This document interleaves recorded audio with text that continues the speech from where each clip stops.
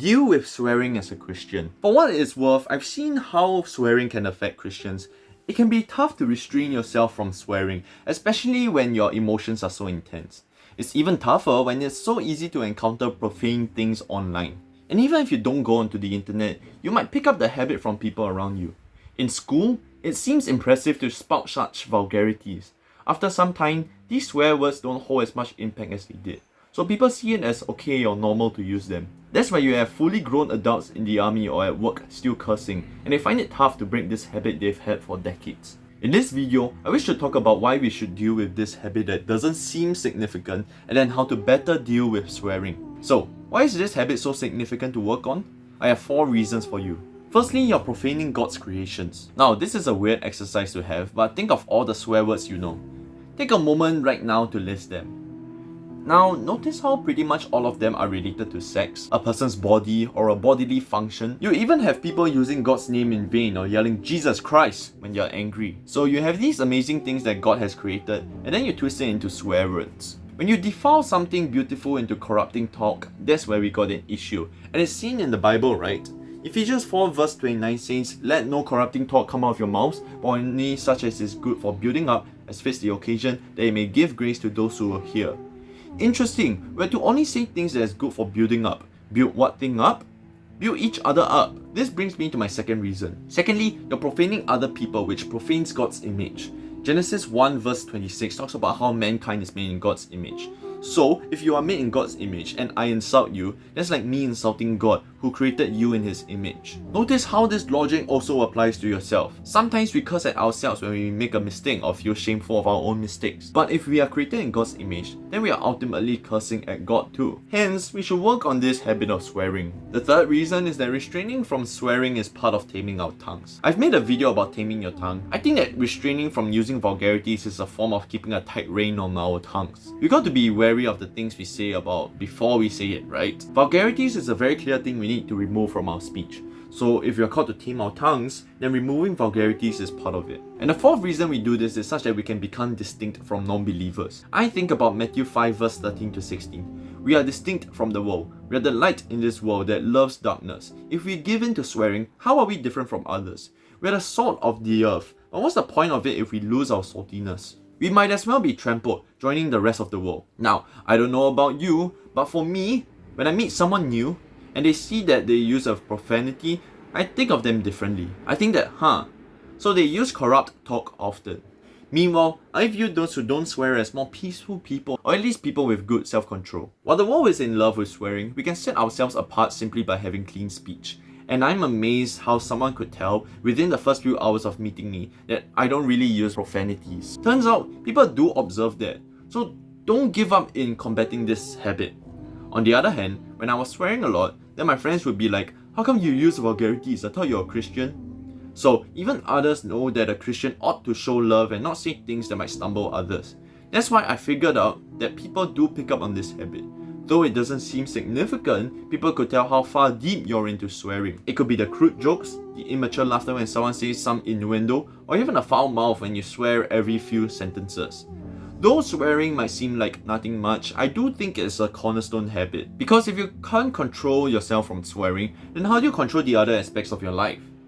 That's when I realized that we need to work on this habit. So, how do we go about combating this habit? I'm now on to the next part of the video. Let's now talk about how to better deal with swearing. I have 2 suggestions for you. Firstly, surround yourself with better influences.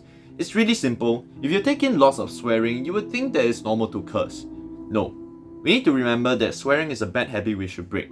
In real life, you could be distancing yourself from certain people that constantly swear, and instead spending time with those who don't really swear. I also think that what you consume online affects you. If you think about those who swear a lot, what kind of music do you think they listen to? Perhaps many explicit songs. They might even watch content creators that are very vulgar in their language, especially those who are putting up edgy content. Hence, perhaps you can clean up the algorithm on your feed. Beware of the podcasts or videos that joke or talk about crude things. As a side point, I mean, come on. Is it that impressive to say crude things to get a laugh? I thought it's more impressive if you can make me laugh without using profanities, or express your emotions in a song without random curses. And sometimes I get kind of put off for certain jokes that are just crude for the sake of being crude. Like, is that all you have? saying the most messed up things in your head, that's not really a joke. That's just going too far on something to get a reaction out of people, which is not really that funny, I feel. But you might very well have to find a clean version to songs that you've enjoyed in the past if you still wish to listen to them.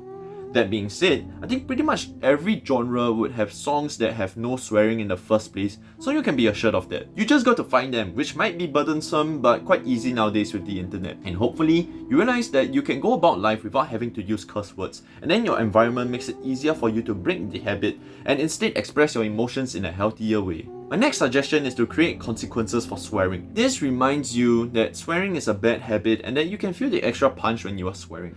I've seen people use swear jars where they bet with their friends to go for a few weeks not swearing. If they swear, they have to put money in the jar. So swearing is literally costing you money. But that might just be what gets you to reduce your swearing habit. The other way people do this is to wear a rubber band around your wrist. When you swear, snap the rubber band on your wrist. Now you're incorporating physical pain into this. The pain becomes associated with the negative behavior of swearing. We don't like pain, so we will want to stop doing the behavior.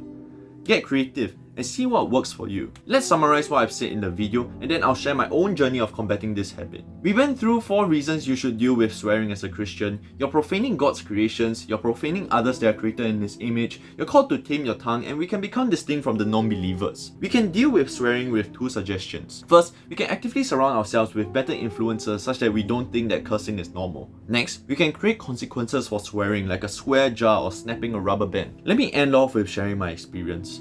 I generally didn't curse a lot in school. However, I do think that the environment I grew up in made me think that it's fine. This is especially because I listened to a lot of explicit rap music growing up, so I subconsciously think it's fine when someone uses a racial slur or a profanity. I also watched those edgy YouTubers around 2015 to 2018. However, I said many profanities when I was in the army. In the past, school teachers would punish you for swearing, but in the army, even your superiors are cursing a lot. So I also kept using that flowery language. Looking back, I'm thankful that I've more or less quit the habit after doing it for so long. I'm thankful that I've more or less quit the habit after army. And I also see how swearing shows a sign of immaturity. I guess young teenagers love doing it as they're first exposed to it. But if you're an adult and still use vulgarities, it kind of shows that you're not mature in the first place. You still have some work to do. That's why I want to encourage those going through it, that it is possible to control yourself in this aspect. So let's work on that as we are on the go for Jesus.